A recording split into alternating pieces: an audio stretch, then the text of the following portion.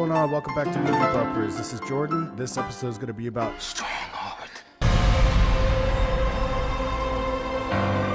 I saw this back in December. I have now seen it twice, and I'm excited to finally talk about it. Before we get into that, I would like to ask you all to please like and subscribe, smash the bell to get notified when new episodes come out on this channel, and let's get into it. Avatar: The Way of Water is directed by James Cameron, released on December 16th, and sitting at a $1.7 billion in the worldwide box office ticket sales, once again showing James Cameron to have movie sales down to a science. This film, like the first one, had quite a bit of controversy around it. And I mean, rightfully so if you ask me. There's a lot of borrowed cultures to create this self-claimed original created universe by Cameron. Now, I have like a love-hate relationship with this franchise for a lot of reasons. The main reason is me being an indigenous person from the Pacific Northwest. It is actually very distracting for me whenever Native American cultures shine out in the performances. So going in and seeing that there wasn't much improvement to being sensitive to other cultures, it was a little bit of a letdown, and that's just my experience with it. I can't speak for the many other cultures appropriated in these films, and I can't imagine it feels very good watching your culture be exploited to contribute to a singular man's vision of these native creatures. And some indigenous tribes were even calling for a boycott of the film. I mean, I feel like right now it is a very strange time to continue this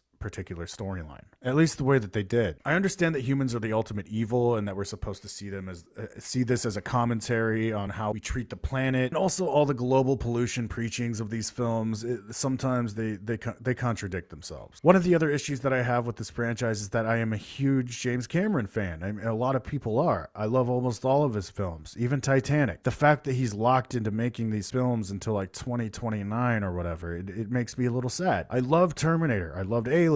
Bunch of great movies, and he's using what brain power he has left on these like fan service films, and I think it's pretty disappointing. From this point on, there will be spoilers. I mean, who hasn't seen it yet, right? Being a father, I did connect with some of the, really big moments in the film where the family themes come into play, but I can totally see how some people don't have, a connection to that. Or people that don't have kids, will probably most likely be very bored, and at least for the first hour and a half of the film. This film asks you to turn your brain off for more than just the sake of having good eye candy popcorn fun. It literally stomps holes into its own story, and at times it even feels like a parody of itself. There's literally a white teenager with dreads appropriating a culture that he's become unhealthily infatuated with, when he even has the means to go off and live his regular privileged life. I mean, that sounds familiar, right? They also do some weird teenager flirty stuff in this film too, and I always hate it when I see that shit. This film does do a little bit of a good job of backing itself into a corner in this climate. I mean, the accents, they have like an African hint to it, some like Navajo hint to it. I also felt like I was being force-fed the continuation of the storyline for some reason. Somehow expanding the world to 2 more islands and a lot of underwater scenery, it made the universe seem smaller in scale sometimes. Like knowing that there is a vast world of multiple tribes with different shapes and forms and abilities that cater to their environment out there. They're spending a lot of time with just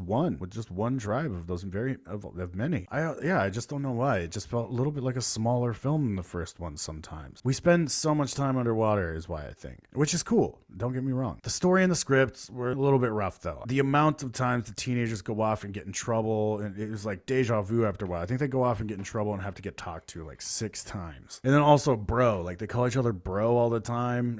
It's just like, it takes the originality out of this world, and it introduces too many, bad American habits. And how are we supposed to get original from that?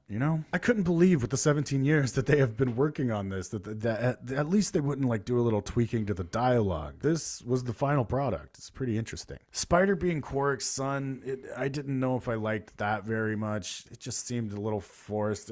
Of course, like it was like they just pushed in the movie that he has a son. A lot of people thought it was dumb. I've seen a lot of people talking about it already. We could have literally had any of the other members of the staff on there having a baby who's running around with these Avatar, and it would have worked just fine, except that he wouldn't have been Quark's, which it's like, it was so weird too, because it's like, you didn't think that guy had a son, man. What was he, in his 80s? Come on. Sometimes the animation of the characters standing around looked really weird. I saw some bad CGI in some places. It definitely looked funny. I think it might have been like that high frame rate thing. I'm not sure if it was or not. Maybe it's like it goes from high frame rate to 24 frames per second, and then my eyes kind of do some funny stuff, and maybe that I associated it with just bad looking CGI. I don't know. It looked funny sometimes, so maybe that was it. I also didn't really like what the Water Tribe did with their tongues, when they got all worked up up along with the clicks and stuff like that. There was a little bit more, there was some more insensitive choices there. They didn't seem to serve any purpose other than to be like, this is the underwater people, and the underwater people have their own way of chanting. All the tribes have their own different war chants. This is so unique, right? Whatever, man.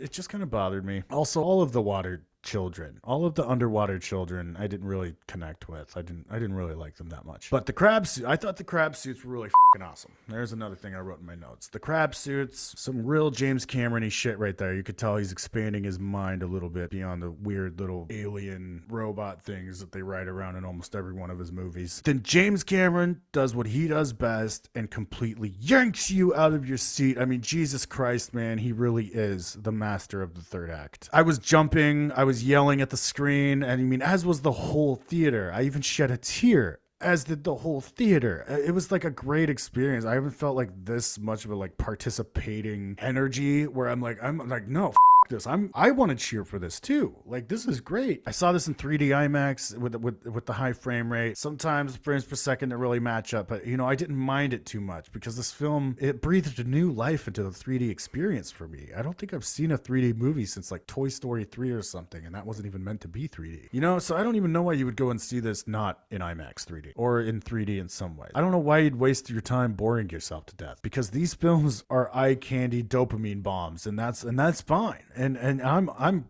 great with that, honestly, but you have to go and respect the way it was shot and actually experience it the way it was actually intended, because you can't walk out of a movie and be like, oh, that was fucking shit, I didn't like it, long and boring. It's like, did you watch it in 2D?